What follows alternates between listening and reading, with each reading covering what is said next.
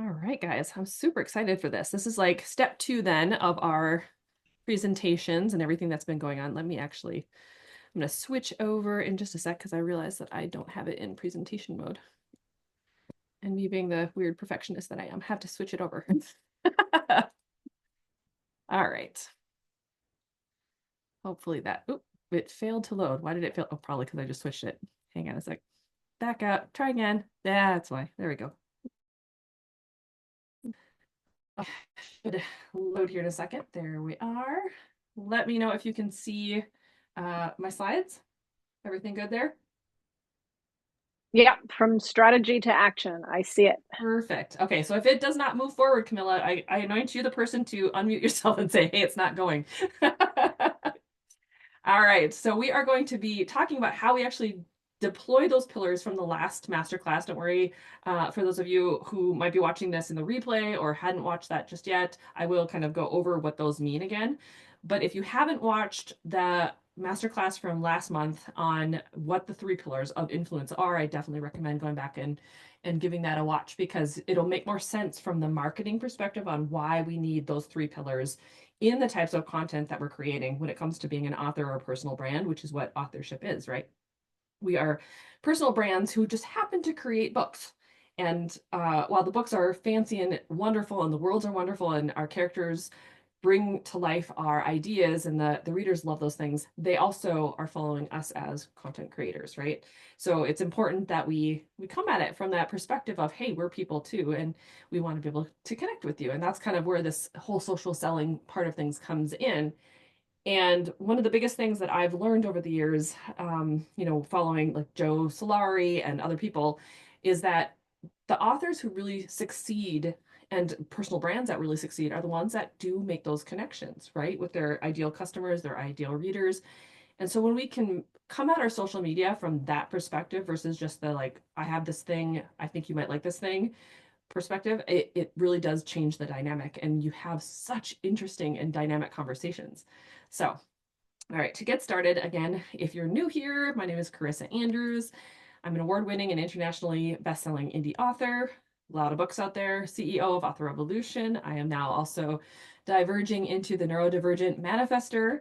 So I'm a neurodivergent strategy nerd. I love to talk about all sorts of things from manifestation to strategy and everything else in between.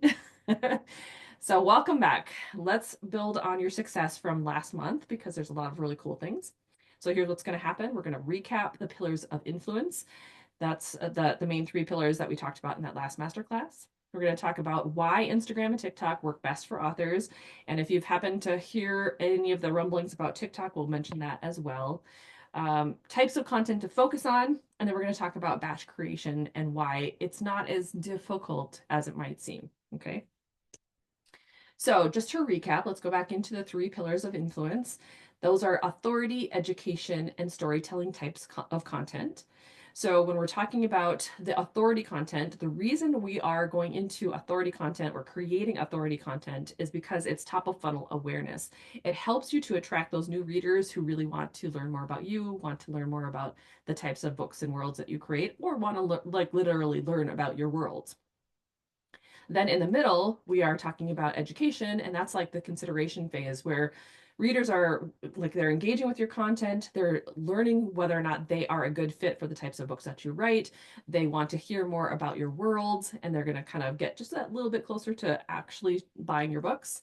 And then at the bottom of the funnel is your decision making aspect. So the storytelling to create emotional buy in, and it actually drives purchases. And the reason that works is because they do have that personal connection with you. So you're telling more information about who you are or how you decided to create these worlds or why it resonates with you on how you're creating these worlds or diving into the genre you're in, that sort of thing. Or sometimes it's even just really basic human things. Like it doesn't even have to be about your books, even though we like to share things that are going to be tied back to our world, especially if we're doing it from our author counts.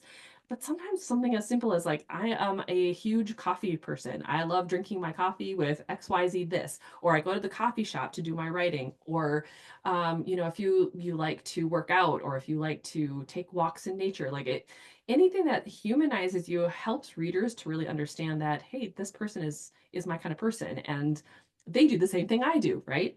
So it connects them to you. So the pillars matter because they give you clarity. So instead of guessing what to post, the three pillars are going to provide you a clear framework for creating that meaningful and engaging content. And it's going to build out that whole marketing strategy so that you are delivering information that helps the readers to understand who you are and what you create, what you write from a holistic perspective, right? Oops. They create balance. So each pillar targets a different stage of the reader's journey. So that awareness, consideration, decision. It ensures that your marketing resonates with your audience at every level. So when they come in, they're not always going to see the video that's going to be the exact thing that they need. But the more that you're creating the content, the more that it is helping that, like if they want to go into your, feed, for instance, they can find all this different content and you're going to rotate through it so that they, if they binge it and they learn more about you, they can make a decision right then and there. And that's the whole purpose of having content that's going to live on your feed and not just in just your stories, for instance.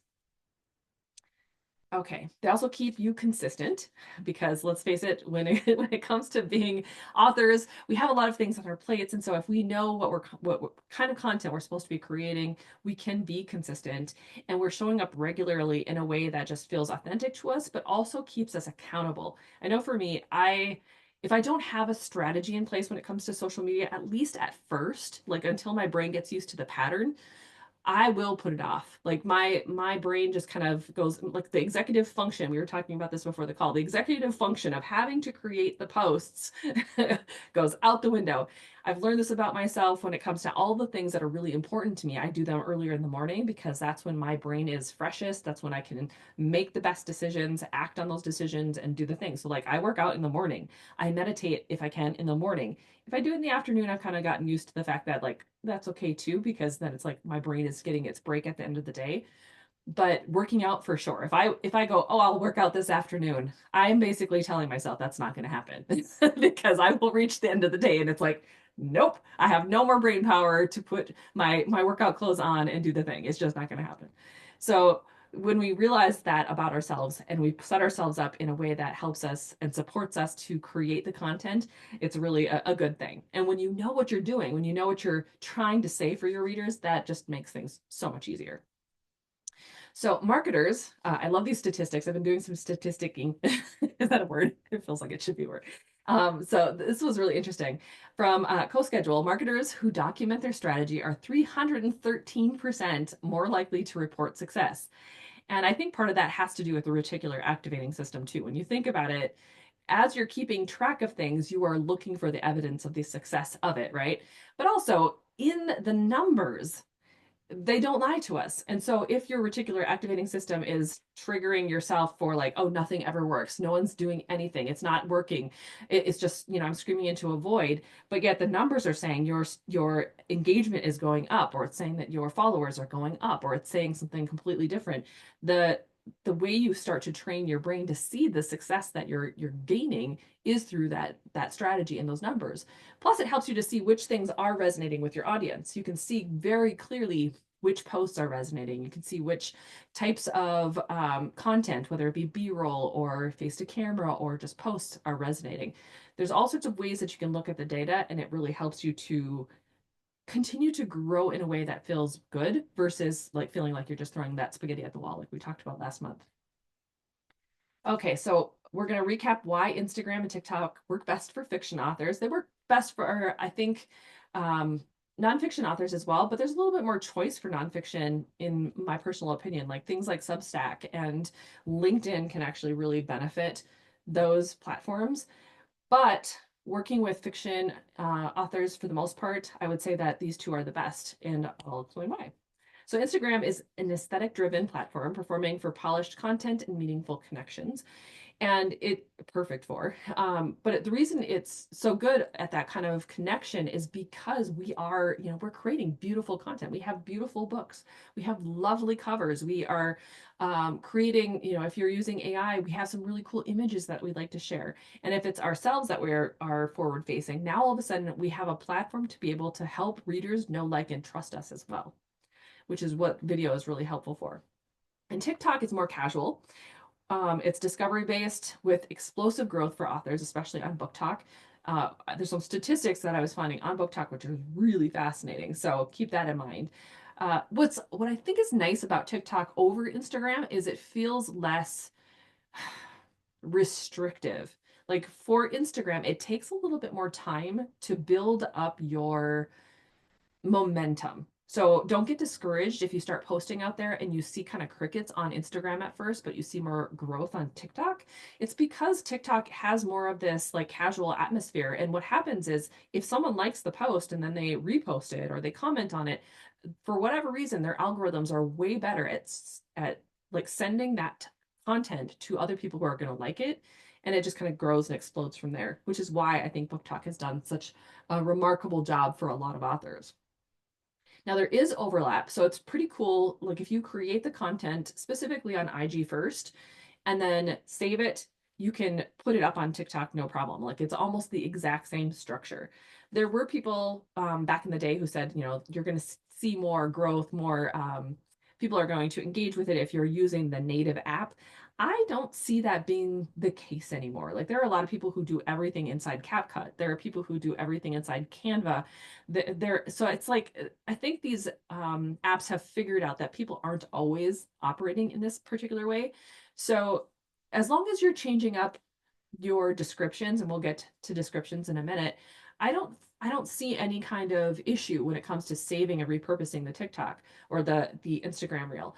And what's really cool about that is like you're just creating it the one time, saving it to your, you know, your camera reel or whatever, and then posting it on the next one when you have a minute. So it's not like you have to do separate things. And I can help you learn how to do descriptions like super fast and easy. And it doesn't have to like take a whole bunch of brain power. Now, one thing I do want to note is like, okay, there's a lot of scuttlebutt right now about TikTok being closed in January. So now, from intuition standpoint and seeing how past history typically repeats, I will say that I don't foresee TikTok going anywhere, but I could be wrong. So we need to be careful and we need to be ready to pivot if that is the case. So for authors who want to be doing this, I think that's why Instagram, like pairing these two together is so important because Instagram is so similar. But again, it goes back to that it can take a little bit longer to build the momentum, especially if you aren't as um, engaging yourself with other people's content. Like if you there's not a real great way of reposting on Instagram. It's kind of the same, I guess, but it's a little bit different. It doesn't have the same impact, at least as far as I can see from what TikTok does. But if you are liking comments, if you are commenting on other people's content that is similar to yours, you're priming the algorithms just the same way as you would be on TikTok. So the key is to really be following your ideal customers, your ideal readers. So when you're in Instagram or you're in TikTok, don't be following other authors, okay? Follow readers of your genre and be commenting and engaging with people who love that type of content so that they know that not only are you a writer of that thing, but you are a reader as well. You understand what they're looking for and why it's so good. And that's going to help you in the overall scheme. Now, if you like a lot of different things like I do, I'm a multi-passionate person. I love a lot of different things. I literally have like 6 different TikTok accounts. I have like 6 different IG accounts. And one of them is always like my just me account. Like this is just my personal account. Everything goes like it does. I'm not curating it. I'm not trying to find certain things. I'm not trying to keep my audience very linear. I am like all over. But if it's author revolution, then I'm following authors who are into manifestation. I'm following indie authors who are interested in other outside modalities, who like AI. Like I'm curating it for that. For my author set of things, for Carissa Andrews, I am following people who like urban fantasy, people who like mythology, people who like paranormal fantasy, like whatever it is. I'm following that type of people. The goal is to keep your feed very curated because then you automatically are engaging with the right kind of content, with the people who are going to be drawn to what you're doing. And you don't have to go hunting for it, or they don't have to go hunting for you. And the algorithm knows very quickly and easily who you are. So 83% of users say that Instagram helps them discover new products or services. I'm curious, I'm going to open up my chat window. Whoops. Anyone here other than me find cool stuff from Instagram or TikTok? Have you? Have you found anything cool from those platforms yourself? I know I've gotten books from Instagram and TikTok actually. I've gotten all sorts of different things. Anyone else? Drop a yes in the comment if you have. I'm really curious. So book talk though, this is the stat I was alluding to earlier. It according to the New York Times, it has boosted the sales up to 70% for certain authors, certain books. So when you hit just right, and some of it is luck to a degree, but if you're engaging with the content, if you're watching what's trending, if you are like legitimately in it to be social about the thing. And I know that's coming from someone who is I'm like a perpetual doer. And so sitting into the social media sites at this point, for a certain point, it was like, oh man, this is just, it feels like it takes too much time away because I'm trying to do XYZ thing. But when I started to shift my perspective and realize that I am not doing myself any services by not being in there, not talking to my readers, not engaging with them, and letting them know that my books are available, that's when things started to really shift because now all of a sudden it becomes a non negotiable part of my business. It's not like this extra thing that I have to do, it is the thing. It's like your writing is like one pillar, and communicating with your readers is pillar number two. You have to bridge that gap so that they know that your books exist. And the way that you do that is through communication, right? Okay, so let's talk about the types of content. So when you're creating those, the pillars, the authority, the education, and the storytelling relatability, there are different types of content that you create in order to engage with your audience. So you have things like the reels or videos. So these are typically short, engaging videos, which can work with all three pillars. Like you can use the video reels all over the place, and you can use it in a variety of different ways. There are the feed posts, so those are static images, the carousels, or slideshows, I think TikTok calls them, or videos for authority and education content, but they're usually like a snippet video, like it's just a background video for a couple of seconds and then it goes on. It's kind of like a B-roll, but not quite. And then there's also the stories. So like both Instagram and TikTok have stories. And now those are temporary updates. Typically, you have what I would recommend is like 3 to 5 of them per day. Don't panic. I will tell you why, and I'll give you really quick and easy ways to create templates for it. But this is usually like a quick update in the morning, like, oh my gosh, heading out the door, doing this thing. And then if you have a sale or if you have something really cool going on that you want your readers to know about, you're going to be like bringing them through a short story and then letting them know how you are at the end of the day. And the reason for that is because those are your warm leads. And we'll talk about that a little bit more too. So when it comes to video content, these are the types of videos that I want you to think about trying. So there is the face to camera videos, and these are going to connect you directly to your audience. This is that know, like, trust factor. They want to know that you're an actual human, especially in the age of AI right now. Even if you use AI in your writing, even if you're, developing stuff, seeing your face will help them realize that no, you're an actual writer who is doing these things and you understand the things that you're writing. So it's going to help you to gain that know, like, trust factor. However, if you are very introverted and showing your face is not on the agenda, there are things that you can still do to make that connection. Things like voiceovers for storytelling. So you can create like B-roll videos. You could create just those little snippet videos that I was talking about and then talk over it so that you're using your voice to be able to describe things through the video. You can also use trending audio for discoverability. That's a huge one when it comes to Instagram, actually. TikTok sort of, but I wouldn't say it's as big as it used to be because a lot of trending audio was used for, doing a lot of the, like the dance moves and the silly things. But it can, it changes from week to week. So just keep your eyes out for different types of trending audio. Sometimes it's music, and sometimes it's more like a meme-based thing where someone's saying something and then you just play around with, how it would work for you as an author.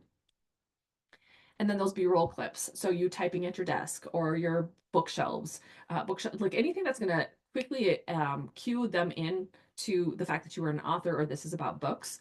So your bookshelf, or that's where the page flips for a while was really a big thing. By doing the page flips, it was very easy to know, oh, this is about a book.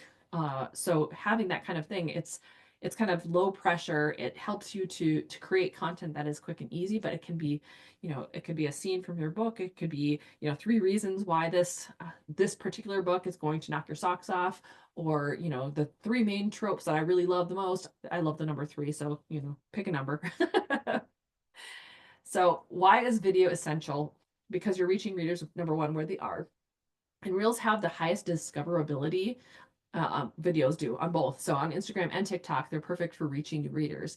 The algorithms boost both of these the most because the video content is really reaching readers in new ways. And what's interesting is that the shorter videos work the best on Instagram, so like 7 to 15 seconds on Instagram. But now that TikTok has opened up such a larger window, for being able to do longer videos and then being able to 2 times the speed of it, I think it's actually benefiting you if you can stay there just a little bit longer. Now, don't freak out, but it does work.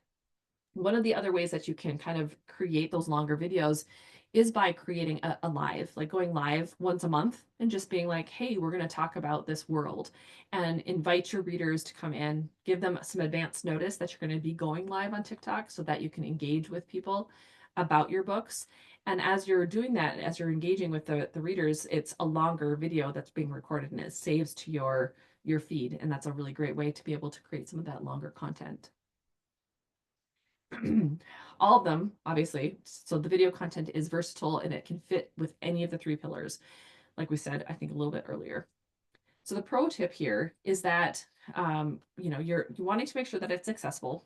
Again, 7 to 15 seconds for Instagram, but TikTok, it's actually working longer. And make sure that you use captions whenever possible. I've played around with both. So when you create captions, um, it's like I think Instagram actually creates captions automatically. So if you do not create captions using like I think it's the sticker section, and then post it on your video, it still creates the captions for you. And so they have to have their captions turned on in order to see it. TikTok, I think, is a little bit different. And I personally find captions really distracting. So I like it when others don't have them on there. But for people who need that kind of content, who need to be able to read it, it's so helpful. And we want to be inclusive as well to as many of our readers as possible. So it's about knowing your audience and knowing whether or not having the captions are going to really help them. And sometimes pull them, see what kind of feedback you get when it comes to the captions, and just play around with what works best for you. Okay, so Reels and video content gets 22% more engagement than traditional posts on Instagram, according to Hootsuite. So that's a good chunk of engagement that happens. And I can definitely speak from experience. It works the same on TikTok. I've been posting new content to a brand new the Neurodivergent Manifester TikTok page, and the video content, like it's going like gangbusters. And when I create static images or anything like that, it's a little bit less. Like people still like it, but then they move on. It's a little bit different, a different vibe. The next type of posts are your feed posts or your shelf life content, the stuff that's going to sit there and kind of create the main like meat of your books. So it could be, covers, it's so static images, so quotes, memes, powerful visual images. So like if you have a countdown to your book being launched, or like this one, it's like breaking news, this is what's happening. Side effects might include, this is from my Carissa Night page. So it's like you have different ways to be able to do it. Carousels or having the slideshow on TikTok is perfect for sharing tips, book peeks, sneak peeks, or mini stories. And what's really interesting is that I think Instagram started with the carousels a long time ago, but TikTok again has co-opted it, and you'll see that on TikTok you have a much better flip through rate on TikTok with the slideshows than you do on Instagram. Super fascinating to me, because to me it feels like it should be the other way around, but it's not. So whenever a platform launches a new feature, that's usually the feature you want to go with for a while, because they're boosting that up and they're trying to give it more discoverability. So just a little tip there. And then those mini trailers or the mini videos, so like mini trailers style teasers for your book. Again, it could be like those page flips are really great, but it's just really short. It could be even like your cover, and that's all, it just kind of moves in the background, and then you have some information over the top of it. It looks more static, but it's still technically a video. All right, so why do feed posts matter? Well, unlike stories, so Instagram stories or TikTok stories, the feed posts actually stay on your profile and they make great for building long-term visibility and showcasing your brand. It's a little bit different from a reel too, because it is like so stationary. It's quick for people to be able to see them and not have to consume it after a long period of, or for a long period of time. Personally, I find that it's ideal for the authority and education content. Harder to do with storytelling unless you're going to do the carousels. Like you could do little storytelling snippets in the carousels and that'll work, but it's not as engaging, I don't think, for readers as the authority and education content because they want to understand something if they're going to keep flipping. But sometimes the stories work too. If you're pulling in part of a scene, for instance, I've used stories like my story telling in the slides, kind of like the TikTok. If it has anyone done Kate Hall's TikTok course at all? Because if you have, she talks about having the slideshows, and that works really well with like scenes of your story using a hook and then going through that whole thing. It does work, but I think it's been so overdone at this point that the readers kind of, I don't know, tune it out a little bit. So it works better to kind of give them something a little bit different. All right, so this creates a mixed balance. So mixing evergreen content like the tips with timely updates, like new book launches, using this type of content. And now Instagram stories and TikTok stories are awesome. This is where your warm leads live, by the way. These are the readers who already follow you, who are kind of keeping an eye on things because they'll get a notification in their feed as they're scrolling. So this is like a short casual content that's temporary. It only lasts, I think it's like 12 hours on TikTok and 24 hours on Instagram, if I'm remembering right. But it's perfect for connecting with your warm leads. And when you use the engagement features that both of them have, it really gets them talking. So like you'll see three of them here. This was actually a much larger story that was going on because I typically will do 5 to 7. So there's usually like a beginning type story and an end type story, and then something that leads them through. And if they're leading them through, this is like the storytelling of why they're going to like this particular book, and then when you give them an engagement piece, so this is like a sticker where it's like they can swipe it to be like woohoo, but you can also have polls, you can have um, different things that they can like drop their comment inside of it. I mean, technically, you can always drop a comment in this little box at the bottom, which is great, but that didn't always exist. And so there's different ways for readers to be able to communicate with you through the stories. Plus, with stories, at least on Instagram, you can use links where they can actually click it and go off to buy your book or go off to find your reader magnet or do whatever without having to go hunt it down. With the comments or with the description part of it, you can drop it in there, but it's not clickable. And same thing with TikTok. Like there's no way to be able to give them a clickable thing unless you say the link in bio. That's where that whole comment or the whole concept comes from, is to go to the link in bio so that they can quickly and easily head over. But Instagram stories is way different. You can actually put a link in there and then they can go off and check out everything. So this is how I do Instagram stories. It's using the relatability sandwich strategy. So you start your day, you have that relatable piece, like I can't function without my coffee. Take a photo of your coffee and that's all you say. Like that's literally all you have to say. In the middle of the day, you would do something like the three quick posts or whatever. It could just be one. You don't have to overwhelm yourself at all. And then at the end of the day, you just do one more little quick thing where it's like you in your PJs. You're like, I'm in my PJs and editing at 10 p.m. I'm not. I'm dead to the world by 10 p.m. But you get the point. Like, you leave the day at like, okay, here's my supper, eating something great. Like, what are you having for dinner? Like, what is something you could engage your audience that is going to be kind of relatable to you? And now, one of the tips that I have when it comes to Instagram stories, so you're not overwhelming yourself, is I would create if you have a series, for instance, create a couple of templates of stories so that you have options to be able to mix and match. You can use the same stories over and over again. Ideally not each day, like you don't want to use the same 5 posts every single day. But at a certain point, when you're cycling through them, most people aren't going to see everything all the time. And then eventually you're gonna like, we're authors. To be honest, when you start creating stories on Instagram stories and TikTok stories, it starts to get fun. And then all of a sudden you're like, ooh, then I could tell the story about this type of character and why this is cool. So like have your base reference so that when you have really busy days and things are going crazy, you can just like literally use the same stories over and over again, put the new sticker with the engagement stuff on there, and then move on with your day and you don't have to worry about it again.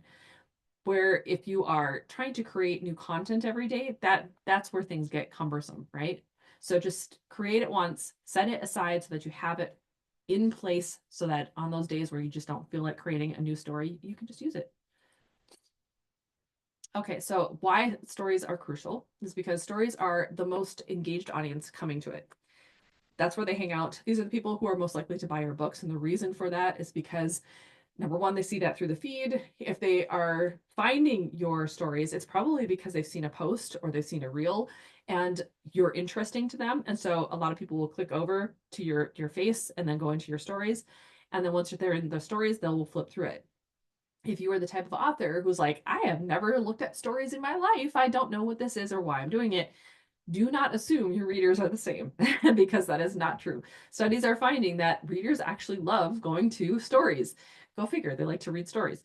So when you create like a flow for them each day and it's tied to you and it's tied to your books and it gives them that link, it's a way more engaging way to be able to do the sell my like buy my book situation in a way that feels fun to them. And then you can build the relatability, share exclusive updates, create that immediate action. So if you've got sales, if you've got a book that you want them to make note of right now, if you have an audiobook that just came out, like all like whatever, the sky's the limits, and you have a link for it, you can share it in there, and it can really help you to gain the awareness around that thing. Where the posts themselves sometimes don't always have that. So pro tip, use those interactive elements. I love to use like these little scrolly things. I like to use the polls. There's a bunch of different ones that you can use, and it's so fun because when they start to engage with you and they start to answer your questions, it's like, oh my gosh, this is why I write books. I love to see what people are thinking of this thing. All right, so now we're going to talk about the descriptions. So other than with stories, the only thing like you're going to be doing descriptions on both TikTok and Instagram on all of your like carousels, your B-roll content, your videos, all of those things are going to require you to have descriptions like this on the side, right? To be able to engage with your audience. And also it helps the algorithms to understand like who is this post meant for, okay? So those descriptions matter because they provide context. They enhance your post or video by explaining its purpose or adding extra value. It gets those readers to understand more. And it offers a chance to connect emotionally, share more about your book, or encourage them to take action. And sometimes they are long, sometimes they are short, and I'll explain when you use what with what in a minute. But many readers decide whether to engage based on the description, interestingly enough. So if you have a description that is going more in depth or talking more about something or giving them a reason to engage, that's really going to help you to have more of the interaction, to have more visibility, all the things. So let's talk about that length thing because to me, this was really helpful. So whenever you do a reel or a story that is going to be short and visually engaging, you're going to use those longer descriptions because the video is meant as the hook or the quick story or the post that is short. It's meant to be the hook to get them to read more. And you can literally say, read the caption if you want to, because I've done that and it really helps with the visibility to the rest of the description. It shares deeper insight, so you can share those personal stories. You can explain the significance of why you created that hook of a post, and it helps them to just like move through the rest of that content. The shorter descriptions, though, those are going to be used with longer videos. So when you do those videos that are going to be, a minute or probably more, where you're delivering a lot of content through the video part of it, you can just do something small so that you're not overwhelming your audience. And it also teases the content or prompts them to engage with a quick question, or it prompts them to listen to the whole video. I know a lot of times people, they keep their videos on mute. And then once they are, once they read like that first hook of like this first part, right? So here's how Oracle challenges the norms of paranormal fantasy and why you'll love it. They probably only saw challenge the norms, right? If that's all they saw, then they'll be like, challenge the norms of what? And they'll click that to see the rest. They'll go through it and then go, maybe I should listen to that video. And they'll go, and so it's like we almost kind of go backwards sometimes. We're always looking for why is this going to benefit me? And so when you think about that from the reader perspective, it's how is this going to benefit them to listen to this content, to read this description, to go find the book and to read the book. I hope that makes sense. All right, so we always want to think about starting strong when it comes to the descriptions. So that means having that first line hook. And, many readers don't even expand the description unless they are hooked right away. If it's just a boring, like, I don't even know how to do it anymore. Like, because I've been doing it for so long that it's like, if it's just blank or it's just, read more or something, they're just not going to keep going. So an example is then, ever wonder how authors choose character names? Here's my process. So when you have something that's a hook or you have like a question that engages them, they're gonna be like, yes, I have actually. Let me check it out.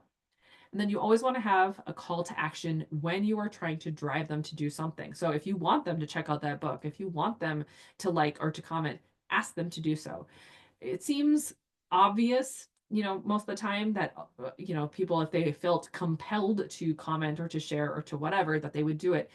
But studies have shown that if you actually ask them to do it, they're more likely because all of a sudden it's like, oh yeah, I should probably do that. I know I'm guilty. There are so many times when I'm reading a really interesting post or I watch a really interesting video, I like it, and then I move on and I'm like, oh, I really should have commented on that, or I really should have, done some, shared some insights. I don't even know. I just don't think of doing it, and so then I have to go back if I feel compelled because it was such a good post to do it. But if they ask for that, if they ask for engagement, what do you think? Whether it be in the video, whether it be in the comment description itself, I am more likely to respond to it. And it's just because it's triggering that part of our brain that asks us to engage. So an example would be like, what's your favorite book trope? Tell me in the comments. Like literally spell it out for people. Spell it out so that they know what to do. And sometimes it feels weird for those of us who are of the frame of mind where it's like, I want them to take action on their own. I want them to do it on their own. Well, that's great, but if they're not doing it and you're not seeing the results that you're craving, ask. That is the way it works. And I hate that as well. It's not my favorite thing to do in the world, asking for help or asking for what I want. But there you go. You have to do it. All right. So be relatable, share personal anecdotes or quirky moments to connect emotionally. I know a lot of authors who are just going, I don't know what to share. No one's going to care about XYZ. And you would be surprised at how much people are like, oh my gosh, you do that too? No way. That's wild. Like it's snowing outside. Like, okay, it seems simple enough, but to everybody else who's sitting in a location where it's snowing, they're like, yeah, me too. Or if it's, -12 outside, like it is here, oh my gosh, that's crazy. It's like they will engage with the things that sometimes seem mundane to us. And especially for those of us who really enjoy the bigger thinking and enjoy to I don't know, like have philosophical conversations, those mundane things don't seem like the most exciting thing to share, but sometimes those are the things that just get the ball rolling. So an example is just spent through 3 hours researching historical hairstyles for a scene that's 5 pages long. The struggle's real. Who over researches, I know I do, right? Oh, especially over weird, strange rabbit holes. But it's that rabbit hole aspect that gets people going, oh my gosh, that's so funny. So either they think it's funny or they go, me too. Or they're like, oh, that's why it felt so real. You know what I mean? So it creates that conversation starter. In the description itself, you'll notice like there are pretty distinctive breaks, right? So you want to break it up. You want to use line breaks or emojis to make longer descriptions easy to read. So you'll notice that I have a couple of emojis just to make it it's almost like the book cover situation. You want it to be instantly identifiable to the readers that this is the right spot for them. So when you use icons and emojis that are going to symbolize to them what they like, that's going to help be more visibly appealing to them. And those line breaks just help with eye strain because if they're a reader, they're probably reading a lot of text all the time anyway. And then let's talk about those hashtags. So why do hashtags still work in this day and age? Well, it connects your content to the right communities that care about your niche. So things like Bookstagram, fantasy books, book talk, those sort of things will connect you with readers who are, looking for certain things. It's still working. It's still engaging. However, the SEO content, like if your story, like if your description itself has words that are going to resonate, like if you say paranormal fantasy in it, it's still going to find the right readers. It's just that if they are looking in the hashtags section of either one of those platforms and they click on, like, I want to click on Bookstagram and just see what new posts are, coming up through the Bookstagram section, they can do it that way, where they can't if they were, just searching paranormal fantasy would just kind of come up in this whole big thing. But if they're on someone else's post, for instance, and they use these hashtags, they can click on just the hashtag and it'll bring the whole thing up for them. So it increases discoverability by helping your readers find your posts, obviously. And so there are some best practices when it comes to hashtags. So you want to use niche and community specific hashtags. So things like romance writers, if you're a romance author, book lovers, you're going to use things like YA reads, for example, things that are niche and community hashtags. So you're kind of combining both. You want to be broad and specific. So the writing community or books of Instagram, that's kind of the broader, like in Bookstagram, book talk, those are the broad ones. Specific are going to be going down into your subgenre, right? Or your genre and subgenres. So dark fantasy books, cozy mystery series, whoops, forgot the S there. Rom-com books, whatever the genre is, or if there is a specific type of trope, friends to lovers, enemies to lovers, whatever is going to really get them specific down to that niche, that's going to help you. Right.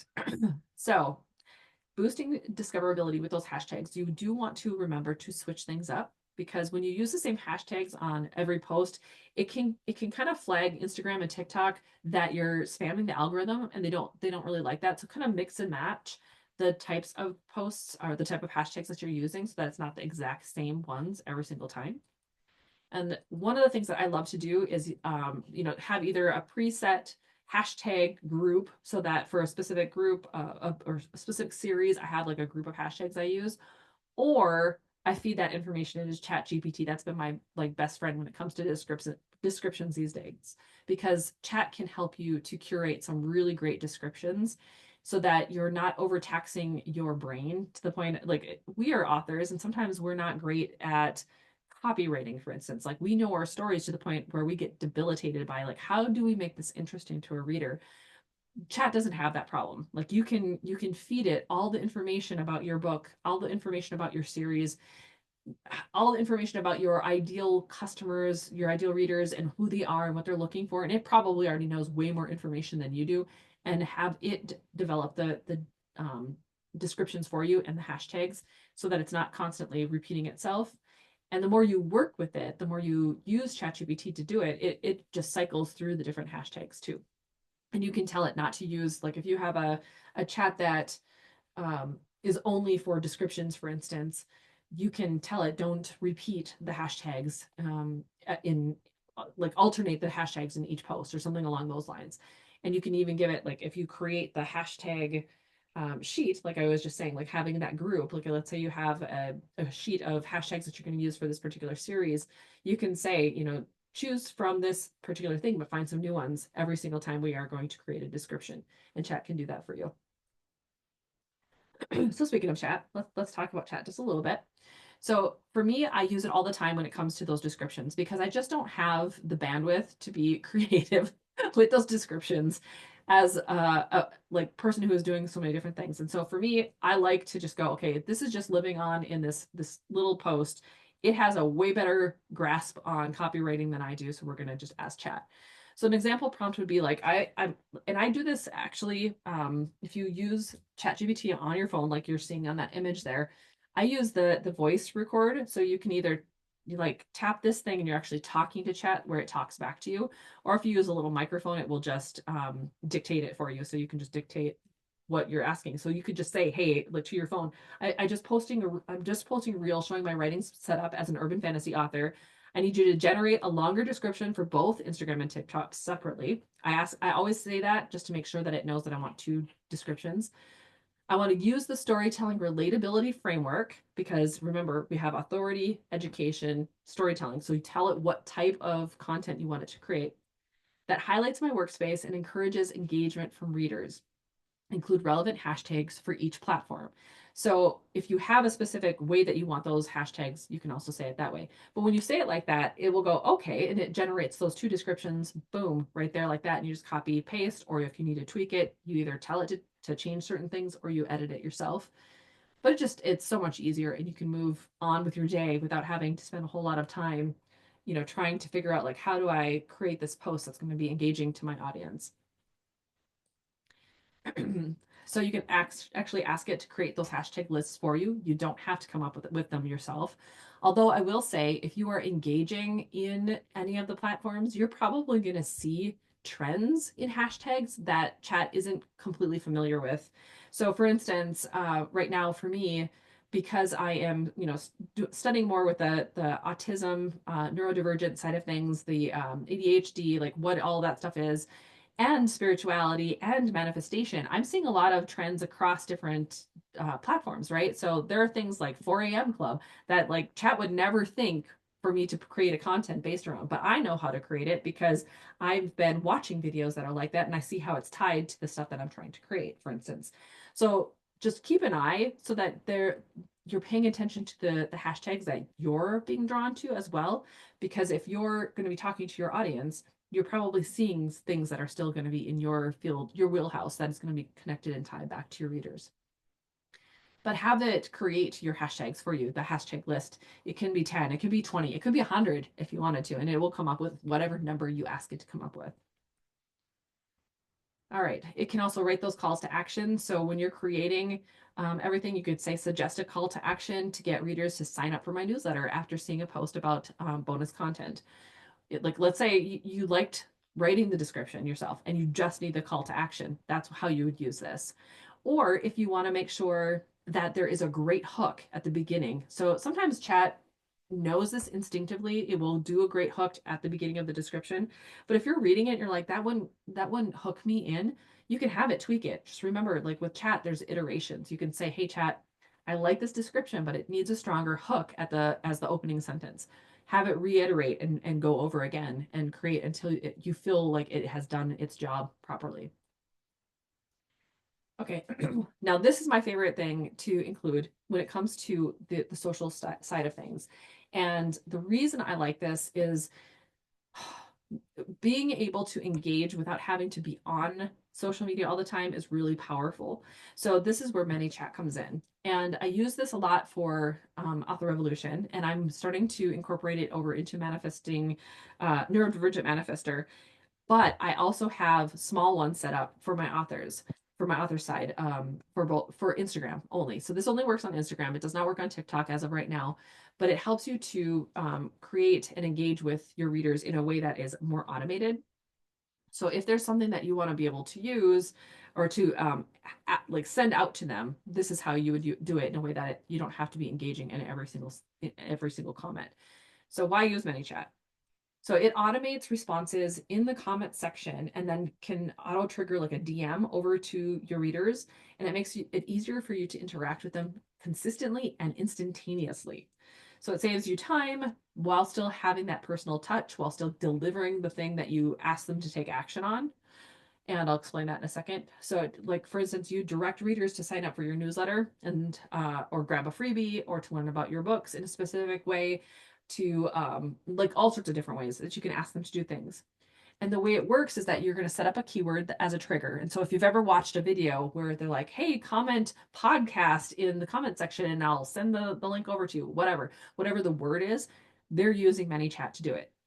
And so you create something like newsletter, or you create freebie, or you create, whatever your series name is, freebie, or like whatever. You can give it whatever kind of word you want it to be, or a phrase. Some of them are phrases. And it helps the readers then just comment it. And the comment itself is the trigger.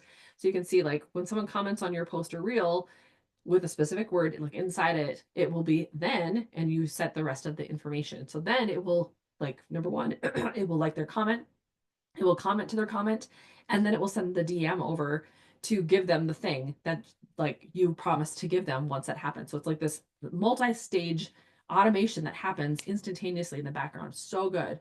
And it's very, very helpful, especially if you're, the kind of person like I am, where it's like I'm busy doing other things, but I also want to make sure that I'm responding in a timely manner. This is how you do it. So an example is that whole, in a reel or a post, you say, want a freebie scene, comment bonus, and you'll get it. I'll send it to you right now. Like there's all sorts of like pre-filled choices in ManyChat where like as you're going through it, you could choose certain things, or you can just create your own thing. You could ask chat like, okay, hey chat, I'm using ManyChats. How do I like what kind of comment can I respond to this? Like whatever, however you want to do it, there's all sorts of ways to be able to create it and then deliver that information. So good. It's so much fun to play with. So you create this message flow. You automatically send that private message to anyone. Like I said, it likes, it comments to just say, hey, check your DMs, like the comment, and then sends them the message. So good. So the example then would be like, thanks for your interest with the bonus scene. Click here to grab it. Then there will be a link inside that message inside of Instagram. You'll also get added to my newsletter for more exclusive content. You don't have to say that. It could literally just be, here's your link. And then when they go to the link, it's going to say there, like, right, you get the bonus scene, you're going to be added to my newsletter. So you wouldn't have to say that part, but it helps to give them that heads up. And then you just connect it to your email list using ManyChat to collect the email addresses. Or if you're sending them over to BookFunnel, BookFunnel's already going to send it over to whatever situation that you're using when it comes to the email marketing stuff. So then you don't have to do anything with ManyChat when it comes to the integration. It's so good. So this content can be used to deliver free stuff, like sales stuff, like get them to different things that you create, all sorts of things. So it could be like exclusive scenes or epilogues, free short stories or novellas, behind the scenes insights about your characters or worlds. I've seen maps. I've seen all sorts of things like mini libraries, free starter libraries, or extra books, or free books, or exclusive free books where like that's the only place they get the freebies. So many different ways to be able to do it. So businesses that use chatbots actually see 70% increase in lead generation. 70%. It's pretty wild. And that includes authors. So this is from Business Insider. And so if we think about, if this is a business and we're trying to engage with our readers, what's the best way for us to do that? Well, chatbots can help. And it's not an expensive tool to use. It's like $15 if you want to be able to use all the integrations, $15 a month. And that is per page, unfortunately. So it can get a little bit spendy unless you start doing some of the different tiers when it comes to the memberships. But if you've got just the one page or whatever, you can do it for very inexpensive. And I think there's actually like less expensive ways to do it too. I just happen to use the $15 one because there's a lot of integrations I like to try. All right. So here's how you can save time with batch creation when it comes to the content, because I know for a lot of us, as authors, like I said, we're wearing a lot of hats, we're doing a lot of different things. So when it comes to creating our content on social media, we need to utilize and lean into batching the content. And now it works because it's efficient and keeps you consistent for starters. It helps you to stay in the flow of whatever it is you're creating, and you're just able to move through it.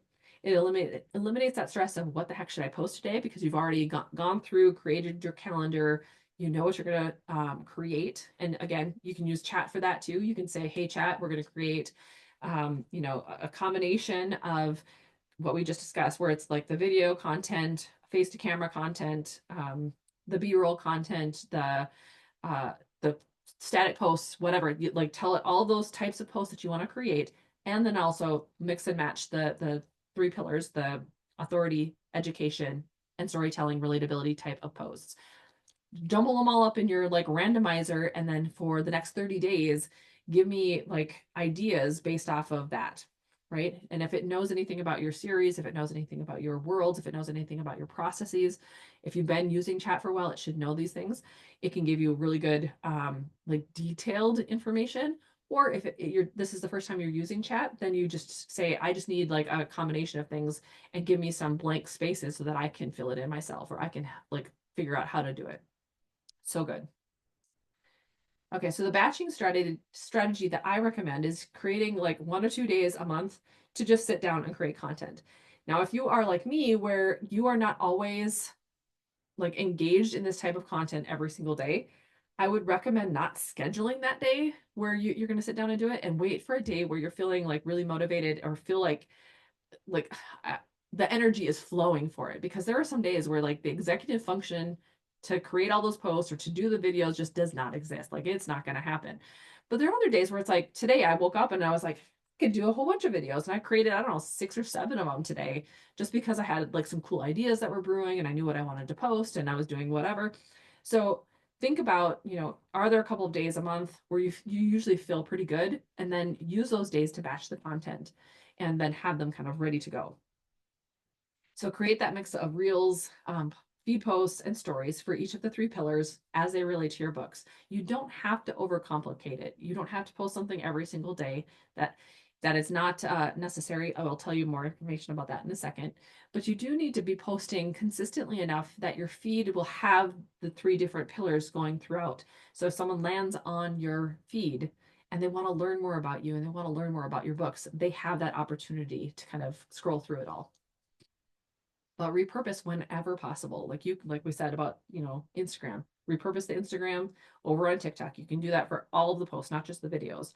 Or, repurpose the stories so that you have like templates in place, and then just repurpose them each week. Like create a theme for every single day of the week, and then just repurpose every single day. So use your drafts folders to keep your reels or your TikToks in place, or your posts or whatever. Just keep everything kind of housed there in the draft section. And then when it comes time to post the stuff, boom, it's there, it's ready to rock and roll, and you don't really have to give it much thought beyond that. So here's what I would recommend when it comes to your simple content planner for the week. Okay. So I would post 3 to 5 Instagram and TikTok stories to your engaged warm leads. Now, I personally like consider my stories section to be the most important, because again, that's where your warm readers are. That's where the people who know, like, and trust you already are kind of hanging out. And if you have books that you're trying to move, if you have a sale that you're trying to get people to understand, that's where you're going to do it. And so have those done first. Like before you start worrying about anything else, just get a couple of templates done for different days. Even if you do like 3 different days worth of types, like the 3 to 5 posts, it will help your audience to know, like, and trust you as you continue to post that every time. And when you post that content, it does a little circle around your face. They know that you've got some stories. Like they're more likely to engage with your content in that way. And then I want you to think that Mondays you're going to do authority type content. So you're going to create a reel or some sort of post that's going to introduce yourself or share a milestone. So this is like your sample for this week, right?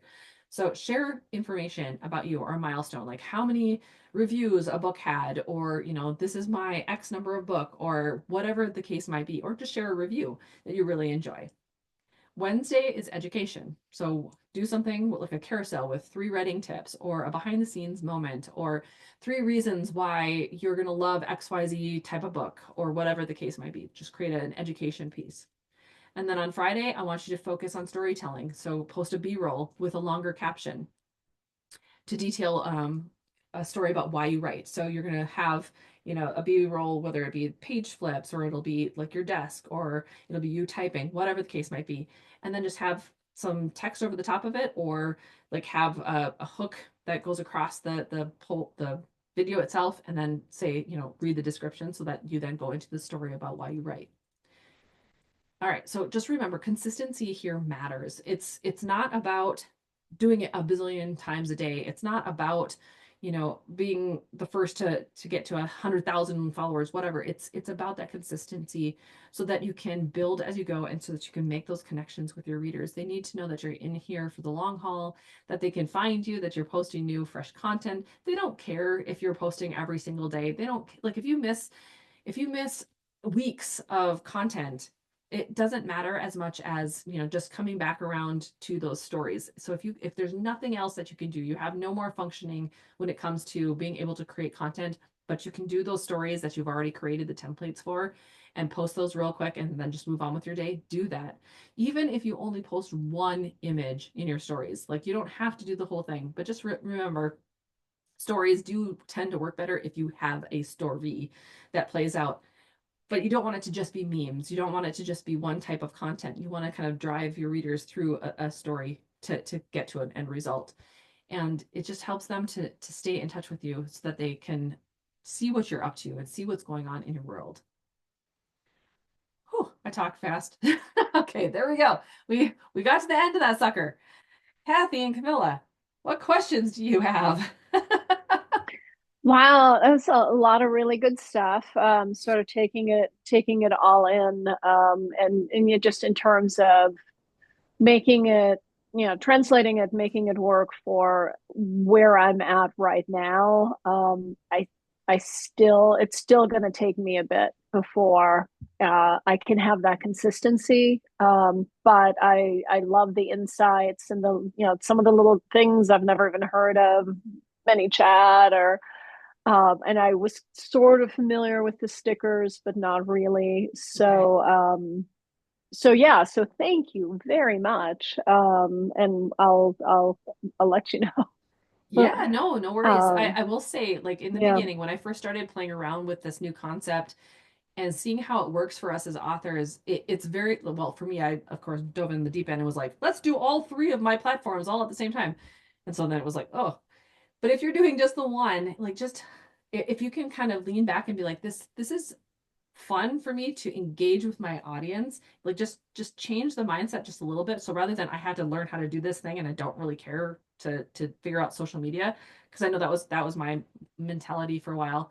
It's like, oh, Mm, social media. Ugh. But I realized that some of the blocks there were actually stemming from a situation I had with my mom, where she would, like, when I was first becoming an author, she would nitpick at me all the time about being engaged in social media as I was talking about my books. And when I realized, no, this is how I connect with my readers, this is how they get to know me, this is an integral part of my mm, business. So now it becomes non negotiable. It was like that block kind of lifted and now it got to be fun again. mm, You know what I hmm. mean? It doesn't Yeah, necessarily mean every day I feel like doing it though. Like there is definitely a right, right. executive dysfunction that happens, especially in the afternoon. Like if I haven't done it in the morning, it's still one of those things where I'm just like, I do not feel like doing it. But when you have tools in place so that you can, just pull a story that you've done before, or you can lean back and just go, okay, well, I posted a lot of content this past month. If anyone ends up on my page, they're going to know that I exist. They're going to see that and go through the different types of content. They will see the different marketing strategies so that no matter where they're at in their buyer's journey with me, they'll be able to figure it out. Like then we can kind of lean back a little bit and not be as frantic, I guess, about posting. I think there's a weird frantic energy with authors when it comes to social media because they think it's the be all end all and they just want to go viral real quick. But I don't think that's how long term we're going to succeed as authors. We need to build that community element and that social element Mhm. so that the connection part of it's really there. Yeah, absolutely. Kathy, did you have any questions? Uh, no, I haven't really done any social media, so I would have to start at a much lower place than this. I could never do what you talked about today. But Where are you at right now when it comes to social? um, I really have ignored it. I Okay. mean, I Yeah. because I don't Isn't really that particularly interesting? care for it, and I haven't done much. So Yeah. Isn't that interesting too? It's like it's so many of us are that way where it's kind of it feels overwhelming. There's so much to do there and it doesn't feel like it's the fun part of our business, right? But yeah, yet I think if you play around with stories, so even if you don't post any of the other kind of content, but just kind of learn how stories work, that's where I've actually enjoyed social media the most when it comes to creating the images and creating kind of the journey that I know that the readers are going to take to discover the thing that I'm trying to get them to discover about my books. It's fun to do that. And the cool thing is like you can use the same images. Like if you are on Facebook at all, like there are free images from different people.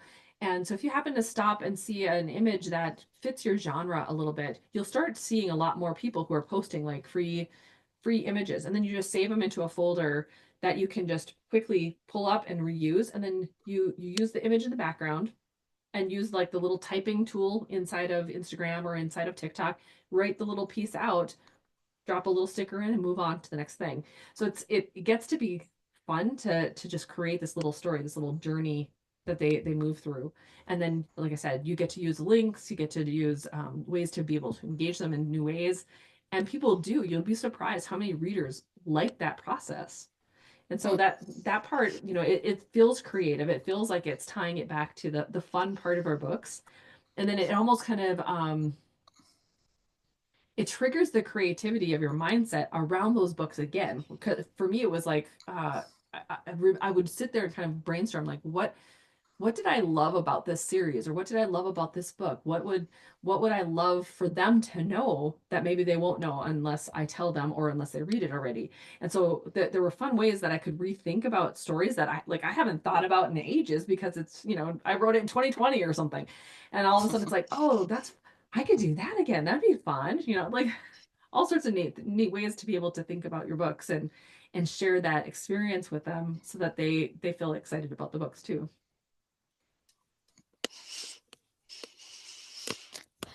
Yeah, I need to get started, and I need to get started small because, I mean, to do all this at once would be overwhelming. But I Yeah. if I get started small, I can grow from there. So Well, and just think about it. Every piece of content you build and put on your main feed, it's going to live there. So even if you only did one post a week, like give yourself the opportunity to just do 4 posts and then cycle through authority, education, relatability, and storytelling, and then maybe do one more authority. And the reason authority is so important is because it is that top of funnel, right? You want to pull those mm, people in, so that they know, yeah, you've been here, you've been writing books for a bit, people like your stuff. And when you do that, and you just go, okay, I'm only going to do those 4 posts, and then I am going to, whenever I can, do those Instagram stories or those TikTok stories. The feed is going to keep building. You're going to keep getting all those posts racking up because you are at least doing that much. It's better than doing zero, right? It's like writing a book where it's like, mhm, writing 100 words is still better than writing zero. It's the same kind of concept, you know? yeah. Hmm. Did you have a question, Camilla? It looked like you were going to say something. Oh, darn it. I'm just trying to get ideas. But Oh, darn. really, darn it. Quick technical question. So I have my Instagram account, which is Camilla Oakland. When I talked to the Facebook expert for the Amazon ads, he said it would be better to connect it to an Instagram account just for for the stories. So I created an Instagram account for Of Cats and Dragons. I've posted one thing in 6 months because I'm like, oh, I'll get to that. I'll get to that.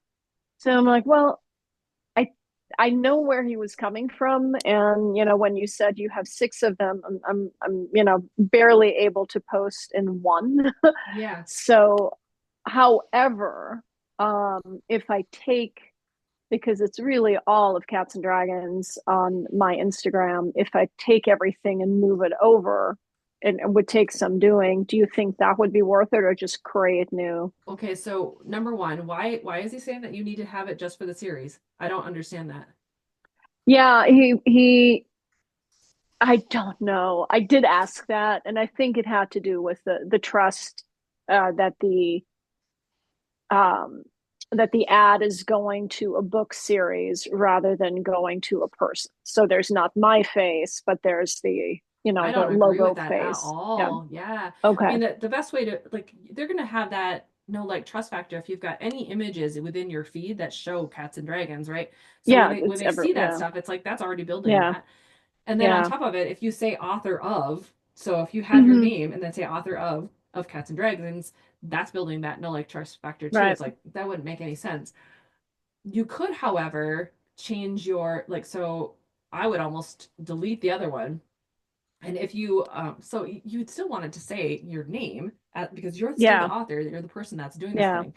And if you plan on ever doing anything other than this series under that pen name, I don't know if you do, it's like you would want it under your pen name because you want them to know you. So as you build your series out, they're not just tied to the series itself.